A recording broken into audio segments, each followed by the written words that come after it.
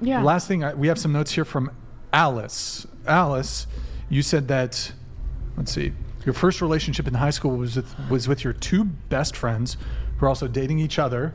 Mm-hmm. This is like a love triangle type of thing? Yep, back in high school. Two dudes? No, two girls. Oh, two girls. Okay. If you're able, are you able to scoot into the table just a tad?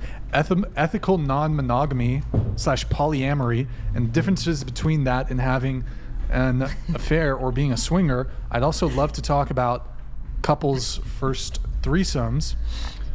And then you also say more couples should have threesomes. There's lots of benefits to learning from another person in the bedroom.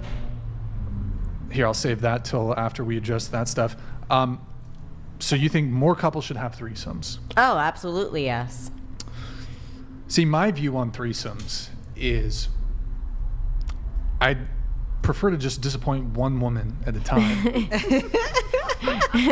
Well, you see, that's why a lot of men come to see sex workers to have their first threesome. It's because for many guys, it's like a goal. It's a fantasy. It's something that they've always wanted to do.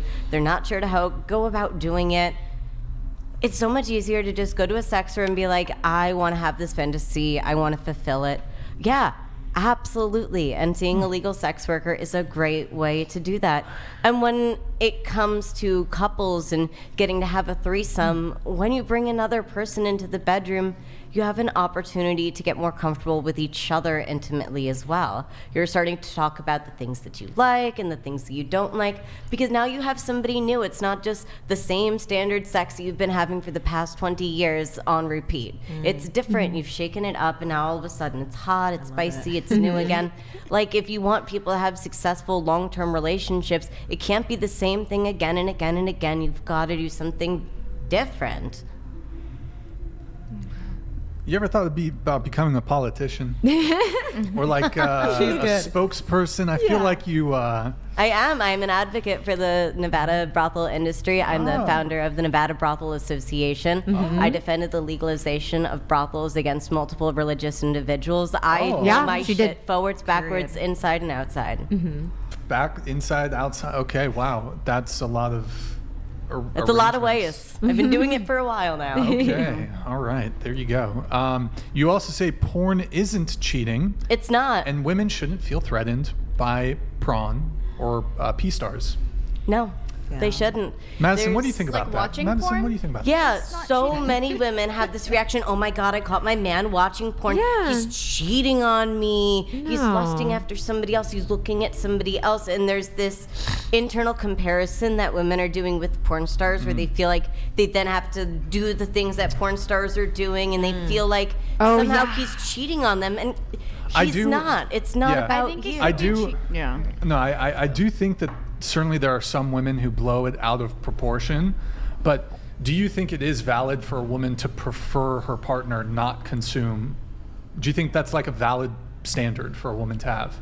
I'd prefer him to not consume any porn. So how is that woman masturbating? What is she fantasizing about? Is she reading erotic literature? That's just written porn. I mean, porn takes so many forms and fashions and fantasies. I do think some women blow it out of proportion, but I think it's in the same way that men are allowed to have preferences, standards, and boundaries. I think if a woman doesn't want her partner to be consuming porn, I think that so long as that's something that's discussed and it's made aware to the partner, I do think it's a valid preference to have as a woman.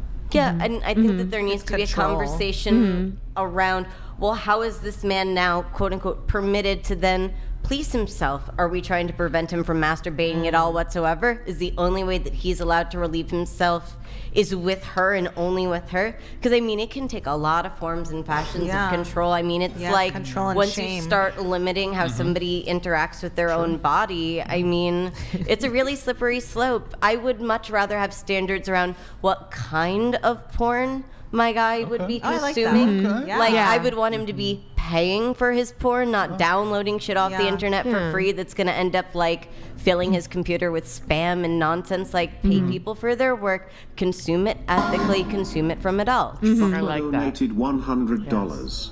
Since when is it a fantasy to contract herpes from some whose lady parts are Every literally show. sewer? Every show. Send in the hazmat suits to clean the place up, otherwise it'll be uninhabitable. You know what, Jay Butler?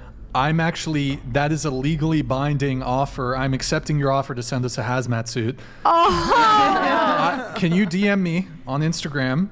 I will send you a P.O. box, and I don't want like a cheap Halloween costume version either. You have to send us A real one. like CDC. a proper. Jay Butler, are you down to send me a hazmat suit?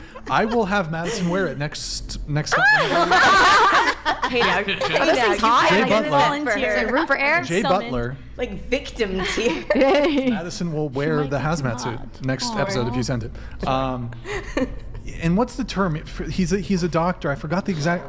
Urologist. Thank you, Nick. Thank you. He's a urologist. Oh, That's why okay. he knows so much That's about why herpes. Because he's Well, I still don't. his Kaiser said I didn't. expertise. So Come on. yeah. Come on the show. Yeah. Stares A vagina? My test results then. and a penis. Can I eat these? Oh my god.